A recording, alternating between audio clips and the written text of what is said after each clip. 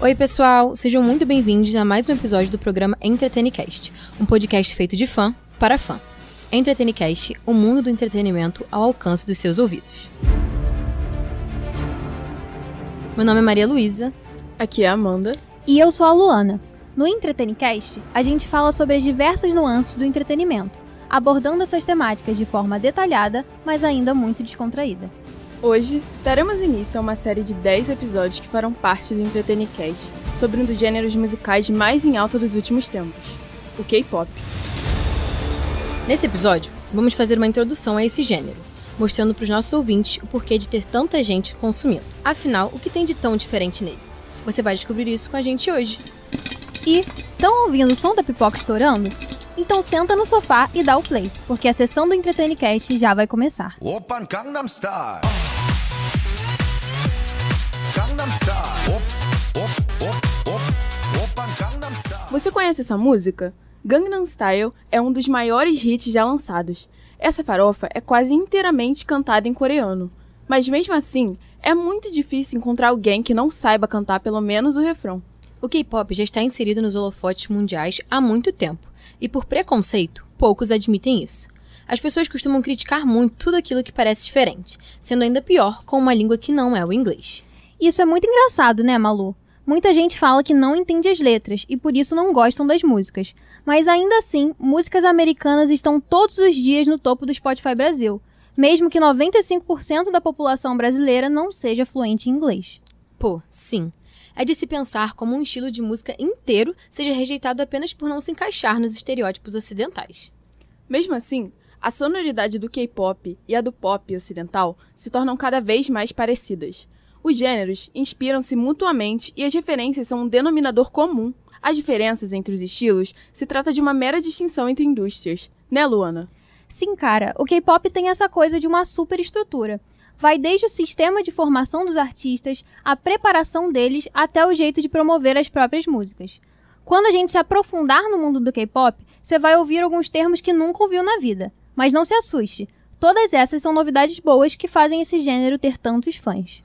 Então, se você não conhece ou quer saber mais um pouco sobre esse gênero tão rico, o Senta que lá vem História, um quadro do Entretenicast que te fala a origem de alguns dos fenômenos mais conhecidos do audiovisual, vai te contar. E no episódio de hoje, K-pop.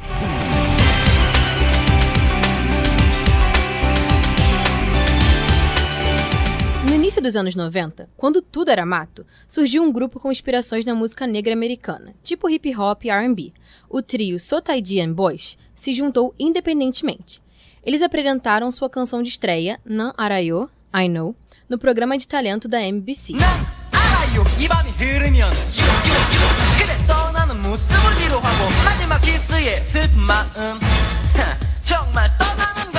Tendo a pior nota da história dele. Mas não se preocupa com isso não, tá? Apesar disso, eles fizeram muito sucesso na década de 90. A música I Know alcançou o primeiro lugar da principal parada musical da Coreia do Sul, por 17 semanas.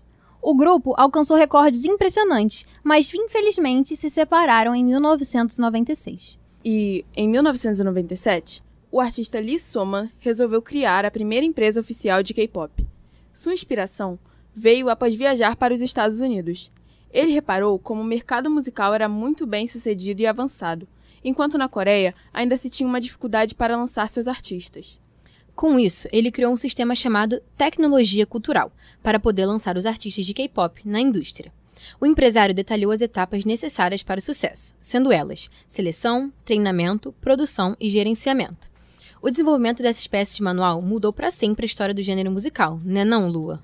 Pois é, a gente brincou que tudo era mato, e o Lee Soman realmente capinou esse lote. Tipo, a seleção são as adições locais que tem pela Coreia toda, e alguns outros países, como Japão, China e etc. Eles fazem os candidatos de 10 a 15 anos, mais ou menos, cantarem, dançarem, fazerem rap, etc., para poderem ser escolhidos. O treinamento é um negócio tão complicado que a gente precisa de um episódio só para isso. Mas, basicamente, é um processo em que os jovens ficam treinando seu canto e dança até terem a chance de debutar no grupo. E às vezes isso demora, tá? A Jihyo do Twice, um dos maiores grupos de K-pop, só conseguiu debutar depois de 10 anos de treino. E depois de confirmado o debut, ainda tem muito trabalho. A fase de escolher cada função, porque no K-pop tem dessas. Um membro é o rapper principal, outro vocalista principal, tem o dançarino principal, várias outras funções. E para terminar, a última fase é a do gerenciamento, a lapidação para entregar os idols para o público. É nessa hora que eles participam de tudo que é programa. Cuidam de criança, cozinham para os fãs, passam dias na mata, se casam com outros idols e muito mais. Tudo para ficar na boca do povo. Tá bom, agora que a gente já estabeleceu isso, esse sistema aí foi adaptado para todos. O K-pop tem um negócio chamado Big Three, que é meio que as 3 maiores empresas dele. A SM, como a gente já falou, a YG e a JYP. Elas lançaram alguns dos maiores grupos da segunda geração do K-pop, como Girl Generation, Big Bang e Wonder Girls. Mas, com o passar dos anos, várias outras empresas foram surgindo e lançando idols muito famosos. O BTS, por exemplo, um dos grupos mais conhecidos, não é de nenhuma dessas. O Sistar e o IVE são da Starship, o falecido iZone da Off The Record e, por fim, tem o ATEEZ, que é da KQ. Para vocês verem, o Psy, que era da YG, hoje tem a própria empresa, a P-Nation. E quem é que não conhece Gangnam Style, né? Esse hit foi para o K-pop o que Show das Poderosas foi para a Anitta. Além de ter sido o primeiro vídeo a chegar em 1 bilhão de views no YouTube, também foi a primeira música coreana a entrar no top 10 da Hot 100, uma das maiores paradas musicais dos States. Isso é muito doido, porque a maioria das pessoas não tinha essa noção de que estavam consumindo K-pop, sabe? E desde então, a cultura pop sul-coreana vem se expandindo cada vez mais. É um movimento que hoje os estudiosos chamam de Hallyu, e que vai desde o K-pop até os doramas, etc. A gente pode até tentar se aprofundar mais um pouco nisso nos futuros episódios do Infocar. Isso do Hallyu é uma coisa muito engraçada, né? Porque a gente fica tão inserido na cultura coreana que, por exemplo, eu gosto de uma artista e tem a série Round 6. E saíram notícias de que ela vai participar da segunda temporada de Round 6. Eu normalmente não me interessaria por Round 6, mas por esse motivo eu tô interessada na segunda temporada de Round 6. E também com essas coisas dos doramas estarem chegando para todo mundo, todos conseguem ver e acabam nem percebendo que estão consumindo tantas coisas da Coreia, como gente querendo comer lamen por aí, gente querendo comer mochi, que são comidas muito características da Coreia, só porque viram passar na televisão. Sim, cara, e a gente não percebe que isso não é só um negócio cultural, mas é também uma estratégia do que eles chamam de soft power, né? Tipo, a Coreia do Sul realmente está tentando trazer os produtos dela para o mundo todo e melhorar a imagem do próprio país. Tanto que o turismo em Seoul, que é a capital da Coreia do Sul, vem aumentando a cada vez mais, todos os anos, por causa de K-pop, e de dorama e etc. Mas enfim, né? Voltando para o assunto, o nosso foco aqui é o K-pop. E tem algumas coisas muito específicas dele. Nós vamos ter uma cultura colecionista muito forte. As relações entre os fãs e os idols têm as malucas das sasaengues, que são como stalkers dos idols coreanos, os like sticks personalizados, o jeito que os artistas promovem suas músicas. Sim, né? E esses são alguns dos elementos mais únicos, porque cria essa questão de comunidade mesmo. Acaba que os fãs dos grupos têm seus próprios códigos e modos de comunicação, que são muito especiais. Eu acho que dava pra gente fazer um episódio só sobre isso. E falando em códigos que só fã de K-pop entende, vocês, ouvintes, já assistiram um videoclipe de K-pop e tentaram interpretar ele? Porque esse também é um dos maiores aspectos desse gênero musical. Por isso, agora a gente vai para um quadro chamado Ouça com os Olhos. Bora lá? Replay, replay, replay.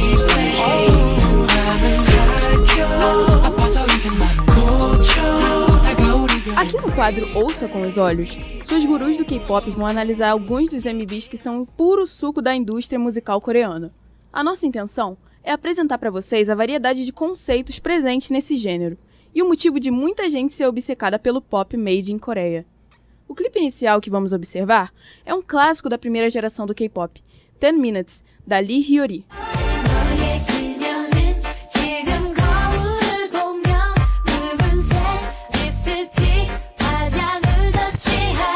Sentiu a vibe anos 2000? Pois é, essa vibe também está presente no clipe. Lembra uma coisa meio Beyoncé, sabe? Ou se a gente quiser pensar no Brasil, dá pra comparar com o grupo Rouge. As calças e saias de cintura baixa, os acessórios utilizados e a filmografia respiram aquela estética clássica presente no imaginário de qualquer apreciador da cultura pop. Foi o que a gente falou do K-pop ser muito inspirado na música pop e R&B americana dessa época, né? Não é à toa que o Lee So-man teve que viajar para os Estados Unidos. A gente vê isso muito claro nas cenas dos clipes. A Hyori aparece fazendo carão apoiada em um carro durante várias partes. Além disso, São repetidos takes de homens jogando basquete ao longo do MV. Também tem o ângulo baixo da câmera enquanto a artista anda pelos becos e ruas do cenário, característico de um bom clipe dos anos 2000, como Beautiful Girls, do Sean Kingston. Tudo isso leva à criação de um referencial estético muito marcado no K-pop. Acho que dá pra dizer que essa estética do início do século XXI foi muito presente no pop coreano. Um outro exemplo é Replay do SHINee, a música que você ouviu agorinha na nossa vinheta. E até mesmo grupos atuais tentam resgatar essa vibe, como o New Jeans, um grupo de 5 meninas que estão sendo as novas queridinhas da Coreia e do mundo. Elas têm muito esse negócio do Y2K. Ainda nas calças de cintura baixa, mas com nada de sedução, temos a música G, do Girl Generation. Essa daí marcou muitas gerações.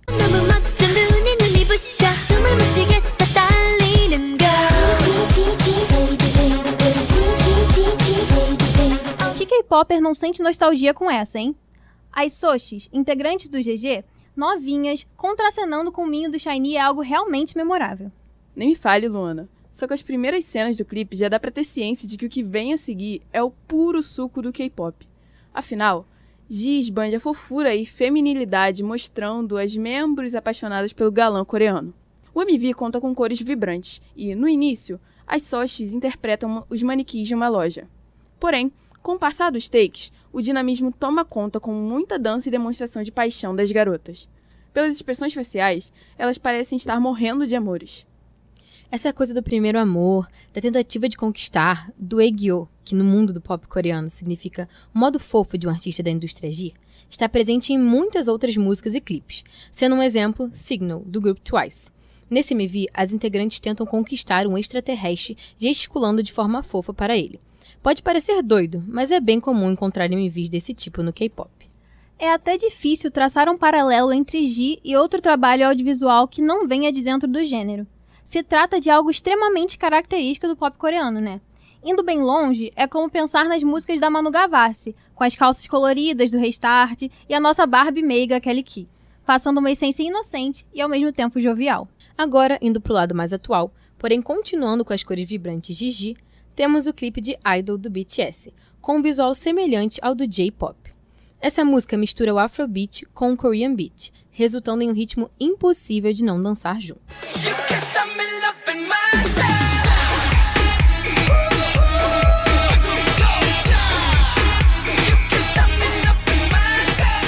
Esse clipe é quase psicodélico, né? As cores e fundos são bem extravagantes. Os membros do grupo estão usando acessórios com características da Coreia e da África Ocidental, algo que não se via muito na época. Além do ritmo e refrão contagiante, tem uma coreografia bem marcante, com movimentos fortes, tendo umas partes que a gente se questiona como alguém consegue se mexer daquele jeito. Mas não tem um fã de K-pop que não saiba uma parte da coreografia dessa música, que é bem única e controversa, né? Cara, sim. Acho que eu nunca vi um clipe parecido, tanto no pop coreano ou ocidental. Eles realmente inovaram nessa. Pra vocês terem noção, depois de um tempo rolou até um feat com a diva Nicki Minaj, e daí surgiu um dos raps mais icônicos, na minha humilde opinião.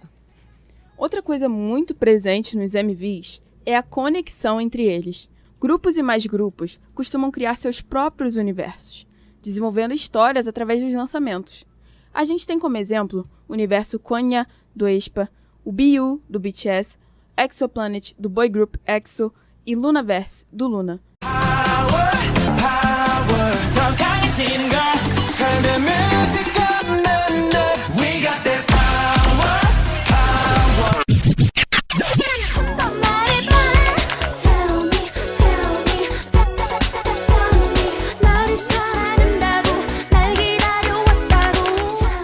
Agora, esse quadro é um clássico do Entretenicast. O Me Conta Que Eu Não Sei é o espaço que a gente tira para compartilhar com vocês uma curiosidade sobre o tema do nosso episódio. E já que estamos aqui tentando trazer o K-pop para um pouco mais perto de vocês, vamos falar um pouco sobre a relação desse estilo de música com o Brasil. Mas antes disso, e vocês, meninas? Quando que começaram a escutar? Cara, eu nem conhecia K-pop, não fazia ideia do que era, mas em 2016 eu fiquei obcecado com a música Not Today, do BTS. E ficava escutando sem parar, viciada mesmo, Só que de um tempo depois eu simplesmente parei de ouvir, e aí em 2019 eu redescobri o K-pop, redescobri o BTS, e aí eu percebi que aquela música que eu estava viciada já era K-pop, mas eu só consegui entrar no mundo mesmo em 2019. Em 2013, 2014, era muito popular aquela coisa dos programas de música, né? E aí, andando pela minha televisão, eu encontro um que tava passando a música Mamacita, do grupo Super Junior. Eu me interessei muito pela música, eu particularmente gostei bastante. E aí, na época, até por um preconceito, né, eu não comecei a consumir K-pop, assim, imediatamente. Mas eu tinha uma amiga que gostava muito, e depois de conversar com ela, compartilhar o que eu tava gostando, eu entrei de cabeça nesse mundo e nunca mais saí. Cara, pra mim também foi por causa de uma amiga, porque eu sempre fui muito fã de grupos assim, eu era fã da One Direction, e aí eu tinha alguns amigos que também eram fãs, aí elas viraram fãs de K-pop e mostraram esse clipe que também foi Not Today do BTS, e aí eu fiquei assim, nossa, legal, né, apesar de ser coreano, legal, mas depois eu perdi o preconceito e eu comecei a ouvir a partir de 2017 mesmo.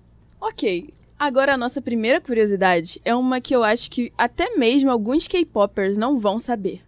Vocês sabiam que em 2014, o Music Bank veio pro Brasil? Calma aí, Amanda. Primeiro a gente tem que explicar pra eles o que é Music Bank, né? Tipo, pensa num caldeirão do Hulk, que toda semana tem um artista novo apresentando, e eles fazem umas entrevistazinhas e tal. Só que na versão K-pop. Isso. Só que além disso, nesse programa tem uma votação que rola toda semana pra melhor música lançada. Um negócio meio melhores vídeos do TVZ, sabe? Isso é até motivo de briga entre os fãs, que estão sempre disputando uns com os outros. Isso aí mesmo que elas falaram. O ponto é que, em ano de Copa no Brasil, de 7-1, a empresa dona do Music Bank resolveu transformar ele em festival e trazer pra cá, junto com 7 grandes nomes do K-pop na época. Nossa, isso foi mitológico. Eu não era fã na época, né? Mas acabei descobrindo que eles vieram pra cá pro Rio, na HSBC Arena. Veio o BAP, a Ailey, veio o SHINee, entre outros grupos e solistas incríveis. O que é meio doido de se pensar, porque desde então eles nunca mais pisaram no Brasil, né? Ai, Lua, nem toca nesse assunto. O importante é a gente manter as lembranças boas. A Ailey fez um cover maravilhoso de Aquarela do Brasil, do Ari Barroso. Todos os grupos cantaram Garota de Ipanema. Foi muito lindo, de verdade. Acho que vale a reflexão também. Da mesma forma que a língua deles é diferente pra gente, a nossa também é diferente pra eles. E ainda assim, eles se deram muito bem cantando. Exatamente o que a gente estava falando no início, né? É diferente, óbvio, mas não tem nada de errado em ser. E é bom que a gente abrace isso. Bom bailero que fascina o Brasil do meu amor, terra de nosso Senhor. Brasil. Ok, gente. Agora que finalizamos essa curiosidade, eu tenho uma outra que vai chocar os nossos ouvintes, porque é meio improvável. Eu mesma duvidei quando eu ouvi. Ah, tá, já sei o que tu vai falar. Eu não sei explicar isso muito bem, né? Porque quem entende de futebol são vocês. Mas pelo que eu entendi, tem um artista do K-pop que já jogou na base do Corinthians. Salve o Corinthians, o campeão dos campeões. E isso não é nem meme. O nome dele é Choi Sung-gyun, que já fez parte de 2 grupos de K-pop, o Unique e o X1. Hoje, ele é artista solo com o nome Woods e esteve no Brasil para fazer show recentemente em 2022.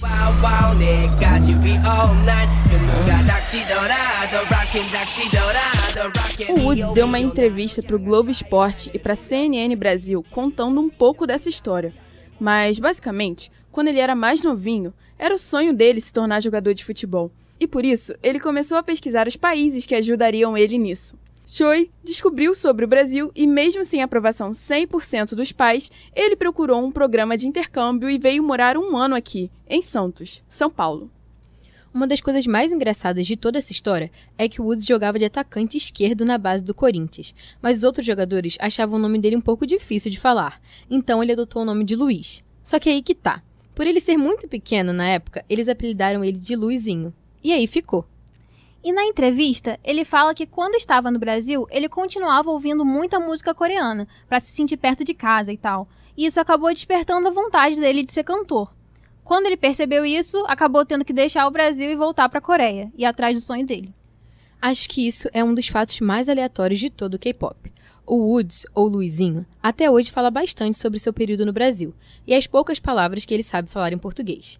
Ele diz também que não acompanha mais o futebol BR, mas sempre que perguntam para qual time ele torce, ele diz que é o Corinthians. Vai, Corinthians! Mas é isso, né, pessoal? Estamos chegando ao fim desse primeiro episódio do Infocar. E nele, tentamos apresentar para vocês esse gênero não tão novo, mas que vem se popularizando por aqui no Brasil e no mundo. Isso aí! Esse é o primeiro de muitos episódios do Infocar, um novo segmento do Entretenicast, que pretende te trazer mais pertinho do K-pop e desestigmatizar o preconceito que muita gente tem com ele. É o que nós falamos ali em cima. O K-pop, como diz no próprio nome, influencia e é influenciado pela cultura pop. Então nada mais justo que tenha o mesmo valor que os outros artistas desse meio.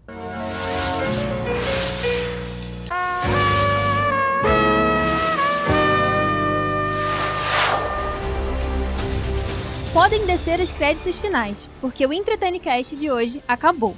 Muito obrigado por terem ficado com a gente até o final da sessão. Compartilhe esse podcast com seus amigos, familiares e até com seus vizinhos.